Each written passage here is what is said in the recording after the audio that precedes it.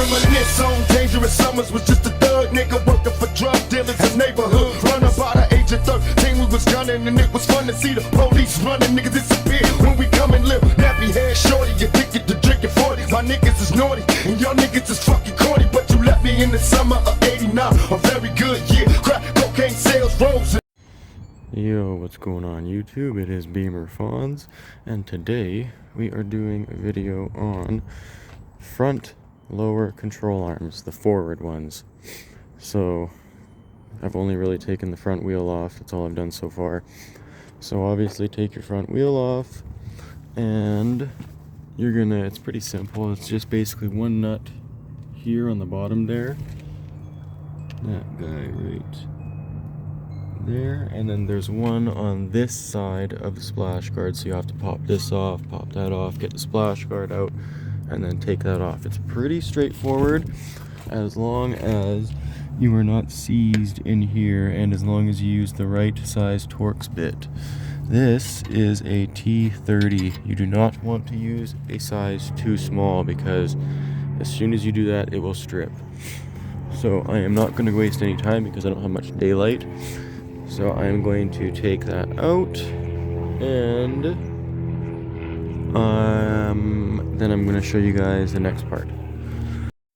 And when you are taking the skid or the inner fender liner off, you are going to have, I think, 8 of these bolts to take off. There's one here, one here, one there, one there, one there. There's a couple here, here, and here, and then there's one here, and after all that it should come off.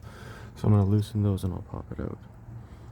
Also, I had to get a bit creative with this side because the Torx bit on this side was seized because I guess somebody tried to do it before, so I had to cut it off. But that's the name of the game sometimes. Alright, so once you get that guy popped out, so basically if you have to use the Torx bit to hold that still, it's going to pop out very easily because the Torx bit is spinning this entire thing, which means it's not seized. If you don't have to use the Torx bit, you're probably going to have to take a hammer and hit right here or a ball joint separator. Then you get your handy dandy 18 mil and come over here to this guy and you just go to town. Once you get this guy off, oh, there's a nut on the other side. Oh wait, no, maybe there's not. Is there a nut on the other side? Can you guys see? No, you can't. I don't think there's a nut on the other side though because it's coming out. But I guess I'll find out. So let's just keep going. I don't think there is a nut on the other side though because there'd be no way to get anything on there. No, there's not. It's coming and it's getting loose. I should think be able to get it out by hand now. Yep.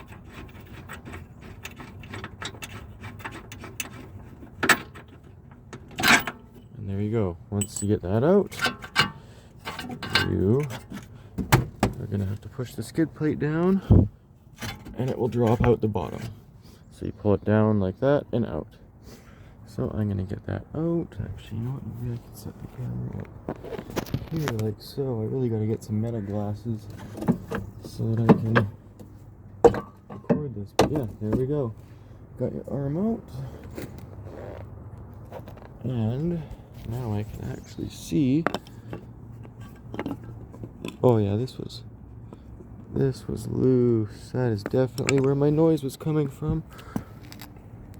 And it was starting to crack in there too, so it's a good time to replace these. And if you look on here, it will say somewhere, it will say the side.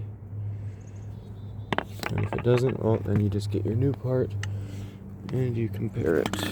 So is that the same orientation? No, it's not. Is this the same orientation? Yes, it is, because comes up, goes flat, skinny, and then it comes down. The other one came out, so make sure you do not get these backwards, because your driving will be all fucked up if you get them backwards. So installation is the exact opposite. Oh, also shout out to Printables Auto for the fog light, or the fog light intake. Goes to the bottom of the airbox here, comes out to the fog light here, and then I have my fog light plug just taped up. But actually, I should have just put it to there. I might actually do that. I might, no, because I'm going to keep that cooling my brakes. I don't know, we'll see. Alright, so when you guys are putting this back together, make sure you put that end in first, because lining that hole up while there's tension on here is a pain in the butt. So once you've got that all done, tighten it up, put the wheel on, drop the car on the ground, and then you're going to want to snug up this part once more. So once you've got all that put together, once you've got the car lowered on the ground, you just want to give everything one good tighten from right here while everything's lowered, and take it for a drive. Make sure any clunks are gone if you have them. If your steering wheel was a bit crooked, make sure that it feels better. For me, I had, like, the bumps felt really rough and I had a vibration. The vibration's totally gone for me. The bumps feel way smoother. I actually thought my shocks were going bad, but no, it was just those control arms.